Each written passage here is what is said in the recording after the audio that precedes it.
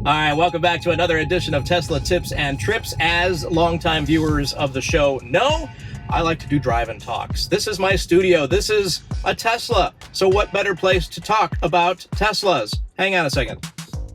Okay, we're good on the left side here. This edition is going to be a little different. This one actually hurts me a little bit to talk about and to bring up because it's talking about bad stuff about the car, and I love this car. Don't get me wrong. What you see in the rest of this video are kind of nitpicky, to be honest. They are things that I wish would be better. They should have been better to begin with at this price point. No product on the planet is perfect. I know Tesla fanboys they're getting their notepads on. They're getting ready to write. All right, I am gonna comment down below. This guy's wrong. I can feel it already. That's how I envision Tesla fanboys anyway. So yes, the car is awesome. Don't get me wrong. You saw my top 5 of the things that I liked. I actually missed a few. A couple people brought up some points that I probably should have made. And I'll do a future top 5. But at any rate, no product is perfect. This product is pretty darn cool and close, but there are some things that I wish would be different, and I'm going to bring those up here on Tesla Tips and Trips. There are 5. There might be 10, but we'll just do another video down the road. But these are the 5 that came to mind, at least at this point.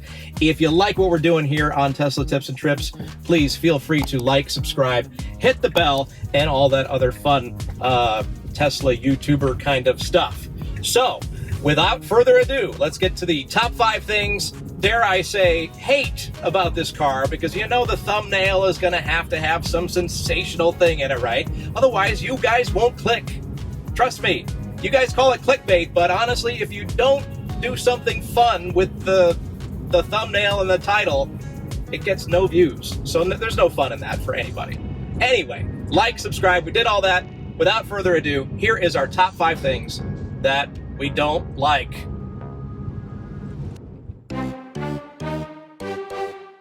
Coming in at number 5 on the list has actually been resolved with recent model Teslas, and that is Chrome Delete. My car originally came with Chrome on the trim, on the side marker cameras, the logos, all of it was Chrome. Because I guess Tesla thought we were still in the 1950s. I'm not sure what the thinking is on modern cars with Chrome, but I am firmly in the camp of anti-Chrome on new cars. So I had to spend hundreds of dollars to, de-chrome or Chrome Delete my car. And it pains me to see all the new ones out there, the Ys and the 3s, etc., already on the road with no Chrome. It's already black and it looks great. But what is the deal with the logos, Tesla? Those are still Chrome. Come on, if you're gonna finish it. Oh, and the license plate thing. Still Chrome on the modern ones. So that's my number 5. I'm glad it's been resolved, but on mine, it was a bummer to have to pay for that to be removed. And I'm guessing it's only gonna last about 5 years or so, so I'm gonna have to have it done again. So kind of annoying. At number 4 on this list is kind of sort of related to number 5 in that, yes, they're Chrome. Yes, I don't like them. Yes, I've tried my best to de-Chrome those because at the time that I did my Chrome Delete, the door handles were so outrageously expensive to do also. So I said, no, I'll do it myself. I've done it like 3 or 4 times with the vinyl wrap. I can't get around those corners. I can't get around the 2 edges. For some reason, they fold up and it's bizarre. At any rate, I even tried the ABS plastic ones that go on top, and those just look funky because they don't totally cover it. I've tried the overlays that are pre-cut. Again, they look okay, but the chrome still shows. But that's not why we're here at number 4. The reason the door handles I find kind of annoying is not their mechanical part of it. I actually like the way they function. It's when it's hot, say over 100, the handles are hot and the kids grab it and they're like, ah! I know that's probably similar to all other cars, but you'd think with a door handle like that, that is a different material, they could have done something. And I don't think it's been resolved on the new cars either. Those are black. Black loves heat, and they're probably just as hot. So I know it's a weird one here at number 4, but it's a little pet peeve. All right, we're in a different location for this one, and you're going to see why here in a second. At number 3 is a double-edged sword for me. The roof, the glass roof. I love it, but I also don't like it kind of so much. I love it because it's really cool to look out. And on a starry night, say in the middle of nowhere, you could see, tons of stars out the thing. And you could see when you're in a major city. We were in San Francisco, and the kids love looking out the window and seeing the tall buildings and stuff like that. That part is cool. However, it gets hot, so hot. And I know there are screens you can put in place. I've actually done ceramic tint, so it doesn't get as hot. But at the same time, even with the ceramic tint, I'm here to tell you, it's not perfect. It's not magical ceramic tint, and it still gets pretty warm inside the car. The AC, for the most part, keeps up. I have driven on 124-degree days in Southern California. Yeah, it was pretty hot, and it still kept up, but it could be better. There's got to be some medium between having a metal roof and having this really, really nice glass roof with the downside of it being incredibly hot. So there's another one on my list that is kind of, sort of, not so good, but I kind of like. I don't know. The ones coming up, I think, are legit. So stick around. All right, coming in at number 2 is the exterior of the car, and this includes paint, panel gaps, misalignments, etc. Now, my particular car has been affected by misalignments, but not really paint or panel gaps. I'll take you around the car. The doors are definitely kind of not even, but in terms of panel gaps, where you could see a definite gap on one side of, say, the trunk and less on the other side, the opposite side of the trunk, I don't really have that issue. Same thing with the hood. It's pretty well aligned. In terms of the paint, I'm certainly not seeing the horror stories I see online, especially at the rocker panel area, the front wheel well. This is a Model 3, not a Y. I'm not seeing that part chip away after 2 years like other cars I've seen online. So in terms of my particular paint job, I'm pretty happy with it. I've got one rock chip on the whole car. The whole nose is still fine. I've got one rock chip on the hood, and I'm going to have that taken care of in a couple of weeks. And I recently, if you saw a recent video, I ran over something large and metallic, and I have a gouge in my rocker panel. There is not any paint protection film on the planet that would have protected against this. There's a canyon in this gouge, so it would have not protected anything. It was gonna scuff or whatever it is. It's deep, let's put it that way. So in terms of the alignments, you can see on the door I showed you, or I'm showing you now, the door is definitely misaligned. But for the most part, this car is put together nicely. Now, here's the concerning thing. Here's what bothers me the most. This is a 2019 Model 3, and we're still seeing the same problems coming out of the factory. New Model Ys I'm seeing on Facebook that still have this same exact misalignment of the door. I mean, come on, Tesla, hire somebody who knows how to fix this. Isn't it just a turn of a wrench and fix it? I mean, it's not that difficult. Quality control, people.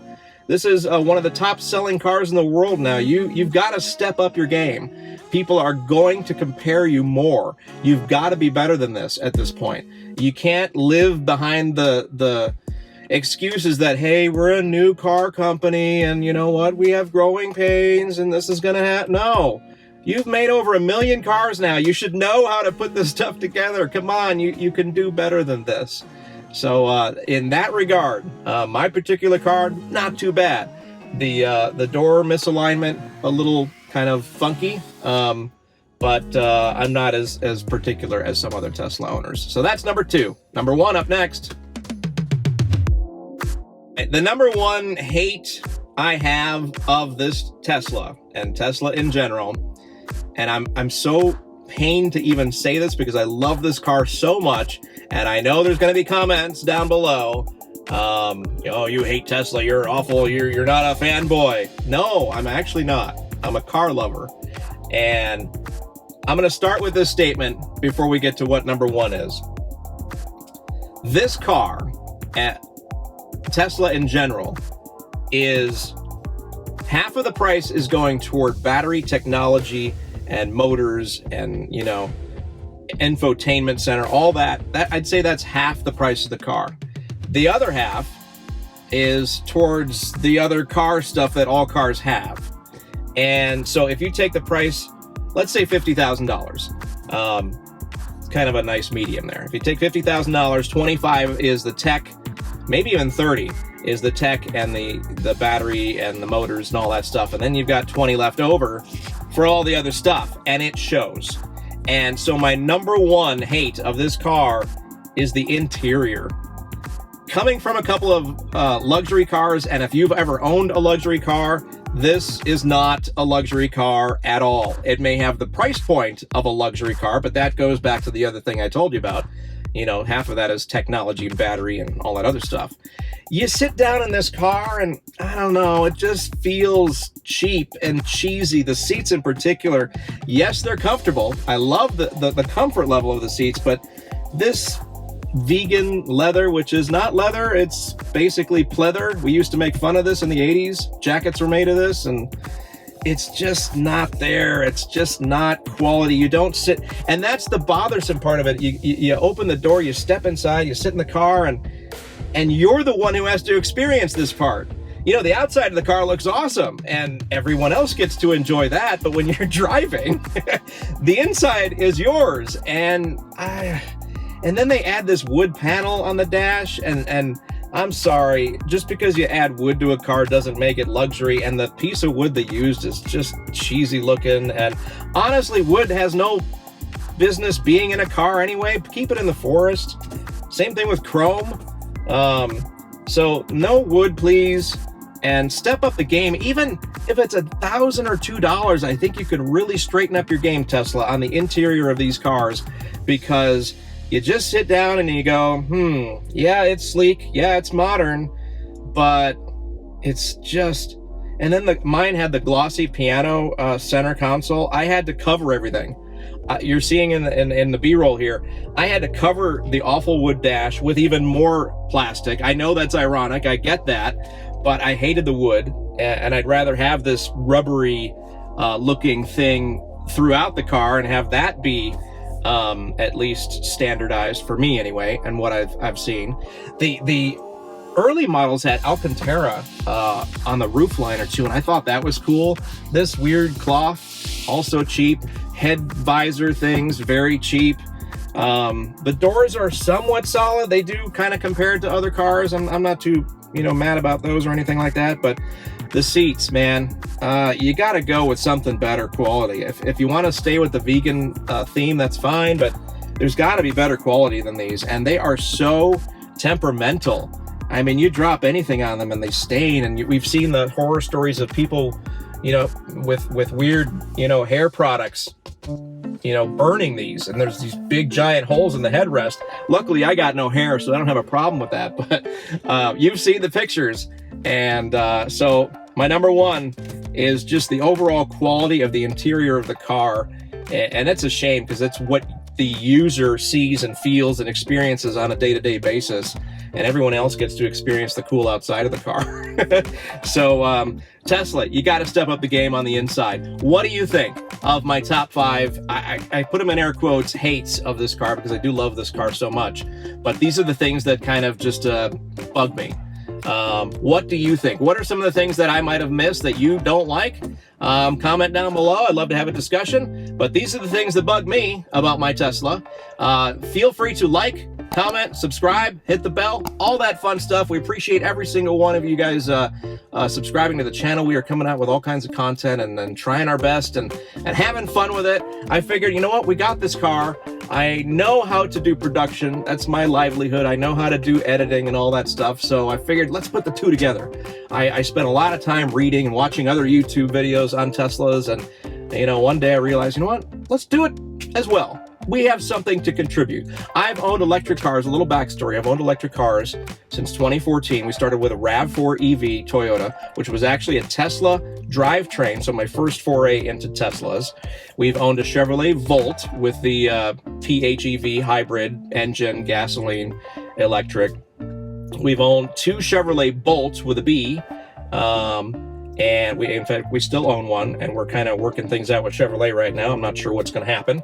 And we own this Tesla Model 3, and we have a Model Y on order. So definitely not new to the electric vehicle game, and I feel I have stuff to contribute with all those years of experience. And so appreciate you watching, and we will catch you on the next edition of Tesla Tips and Trips.